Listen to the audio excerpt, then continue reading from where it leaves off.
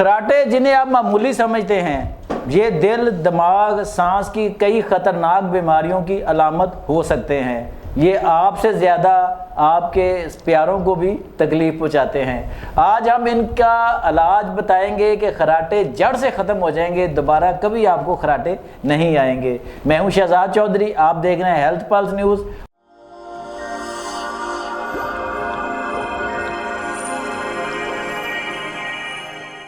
اور میرے ساتھ موجود ہیں مہمان حکیم مشرف علی زیدی صاحب۔ آپ وفاق اطباء پاکستان کے سیکرٹری ہیں اور 2004 سے طب کی پریکٹس کر رہے ہیں۔ السلام علیکم حکیم صاحب۔ وعلیکم السلام ورحمۃ اللہ۔ حکیم صاحب، آج ہم خراٹوں پہ بات کریں گے۔ جیسے میں نے پہلے کہا نا کہ خراٹے جو وہ لے رہا ہوتا ہے نا، اس کو نہیں پتہ ہوتا ہے بیچارے کو، اس کے ساتھ والے بھی بہت تنگ ہو رہے ہوتے ہیں۔ تو آپ ذرا بتائیے ناظرین کو کہ یہ خراٹے کیا بیماری ہے اور یہ کیوں لوگوں کو خراٹے آتے ہیں؟ بسم اللہ الرحمن الرحیم، اللہم صلی علی محمد و علی محمد۔ شہزاد بھائی، لوگ خراٹوں کو مذاق سمجھتے ہیں، لیکن یہ بہت سنجیدہ اور سیریس معاملہ ہے۔ ایک خراٹا لینے والے کا مذاق اڑاتے ہیں، لیکن وہ جس عذاب سے، جس تکلیف سے گزر رہا ہے، یہ صرف اسی کو پتہ ہے۔ میرے پاس اکثر خواتین آتی ہیں جو اگر اپنے خاوند کے ساتھ آئیں تو وہ اگر دوسرے معاملات کی شکایت کرتی ہیں تو یہ لازمی کہتی ہیں کہ حکیم صاحب یہ جو خراٹے بڑے ماردا جی، ہاں جی، میرا خاوند نا خراٹے بڑا لیتا ہے۔ اور اس طرح کے خراٹے ہوتے ہیں، کہتے ہیں کہ وہ نا وائبریشن ہوتی ہے بیڈ کی اور پورا گھر جاگ جاتا ہے۔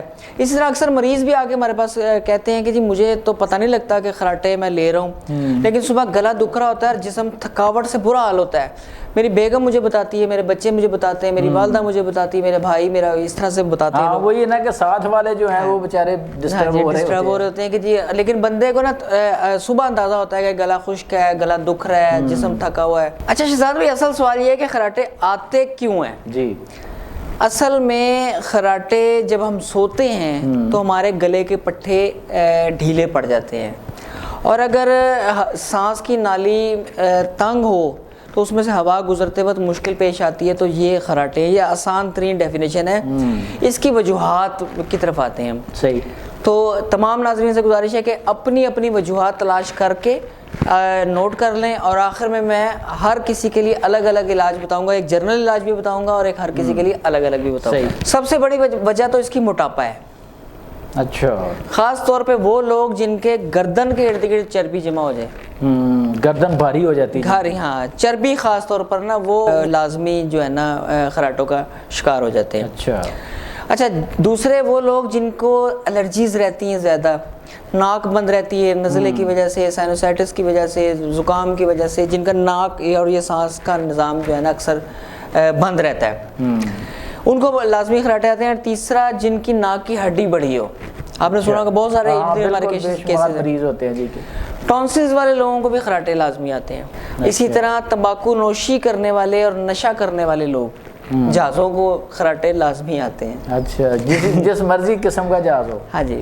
اچھا، کمر کے بل سونے والے جو لوگ ہیں نا، زیادہ تر یعنی کہ وہ کسی بھی وجہ سے خراٹے کے مریض ہیں، اگر وہ کمر کے بل سوئیں گے تو ان کو خراٹے لازمی آئیں گے۔ اچھا، یہ بیسیکلی دل، دماغ یا سانس کی کوئی ایک بیماری کی علامت بھی ہو سکتی ہے، جیسے کہ آپ نے انٹر میں بھی بتایا تھا۔ تو اگر خراٹے اتنے زیادہ ہیں کہ اس کی وجہ سے آپ کی نیند ڈسٹرب ہوتی ہے، اتنے زیادہ خراٹے آتے ہیں کہ غوطہ لگتا ہے اور اس میں سانس رک بھی جاتا ہے کچھ مریضوں کا، ہاں جی، تو وہ پھر بہت زیادہ خطرناک بات ہے۔ اچھا، اب حکیم صاحب اس کا حل کیا ہے پھر؟ اس کا جو آپ نے ساری علامات بتا دی ہیں اور ان کی مختلف تشریح کر دی، اس کا حل کی طرف آئیں، ذرا ناظرین کے آگاہ کریں۔ اس کا نجات کا بالکل آسان ترین حل ہے جی شہزاد بھائی۔ پہلے تو پیشنٹ کو یہ منانا ہوتا ہے کہ وہ خراٹے لیتا ہے۔ اگر تو وہ مان گیا ہے کہ میں خراٹے لیتا ہوں اور میں اپنا علاج کرنا چاہتا ہوں، اور اگر اس کا وزن بھی زیادہ ہے تو سب سے پہلے پیشنٹ کو اپنا وزن کم کرنا چاہیے۔ اچھا، دوسرا جو معاملہ ہے وہ اس کا ڈسکلیمر یہ ہے کہ یہ طریقہ اپنی بیوی پر نہیں آزمانا۔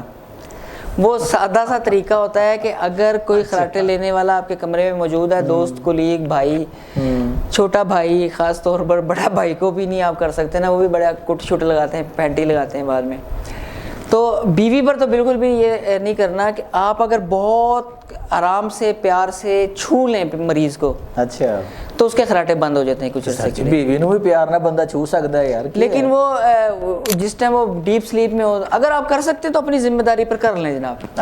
اچھا تیسری بات یہ ہے, جو خراٹے لینے والے پیشنٹ ہیں اگر وہ کروٹ لے کر سوئیں دائیں یا بائیں تو خراٹے نہیں آئیں گے. اچھا, بہت سارے جگہوں پر یہ ٹیکنیک استعمال کی جاتی ہے کہ کمر کی سینٹر میں بالکل ریڑھ کی ہڈی کے ساتھ ایک نرم سی بال چپکا دیتے ہیں.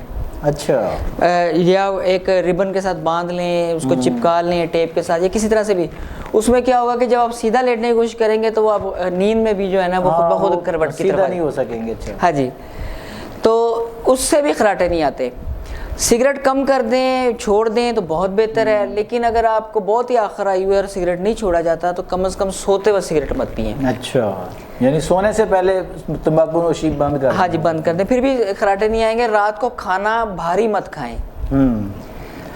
پہلے مغرب سے پہلے, مغرب کے بعد عشاء سے پہلے یا عشاء کے قریب کھانا کھا لیں, اس کے بعد چہل قدمی کریں, اس سے بھی خراٹوں میں بڑا فرق پڑ جاتا ہے. اچھا, ورزش کریں اور نیند پوری کریں, کوالٹی سلیپ لیں تو خراٹے نہیں آتے. اچھا, وہ میں بار بار کہا کرتا ہوں سلیپ کا ٹائم وہی ہے 10 بجے سے لے کے صبح تہجد تک یا فجر تک. ہاں جی, اس کے علاوہ ڈیپ بریتھنگ شہزاد بھائی بہت فائدہ دیتی ہے. اچھا, ڈیپ بریتھنگ کے سارے طریقے آپ استعمال کریں تو خاص طور پر صبح اٹھنے کے بعد تازہ آکسیجن لیں. تازہ آکسیجن میں, ہاں, اس سے بھی خراٹوں میں بہت زیادہ فرق پڑتا ہے. اچھا حکیم صاحب, اب اس کا علاج کیا ہے کہ کون سا کوئی نسخہ استعمال کر لیں یا کیسی ایسی ادویات آپ تجویز کر دیں؟ آپ نے جیسے شروع میں کہا تھا کہ میں سب کو لیے علیحدہ علیحدہ بھی بتاؤں گا اور ایک جنرل بھی بتاؤں گا. شہزاد بھائی یہ بیسیکلی بلغمی مزاج کا مرض ہے, تو یا اگر مرکب مزاج میں بھی ہو تو بلغمی مزاج غالب ہوتا ہے. اچھا, تو اس کا اصول علاج تو یہی ہے کہ بلغم کی تحریک کو تحلیل کیا جائے. اچھا, یہ آسان میں نے الفاظ میں بات کی ہے کہ جتنا کم ہوگا باڈی میں بلغم, اس بلغم کی تحریک کو سکون دینا ہوتا ہے بیسیکلی. اچھا شہزاد بھائی, یہ جو نسخہ میں بتانے لگا ہوں یہ تمام مریضوں پر کام کرے گا, تمام عمر کے مریضوں پر, تمام جنس کے مریضوں پر یہ کام کرتا ہے.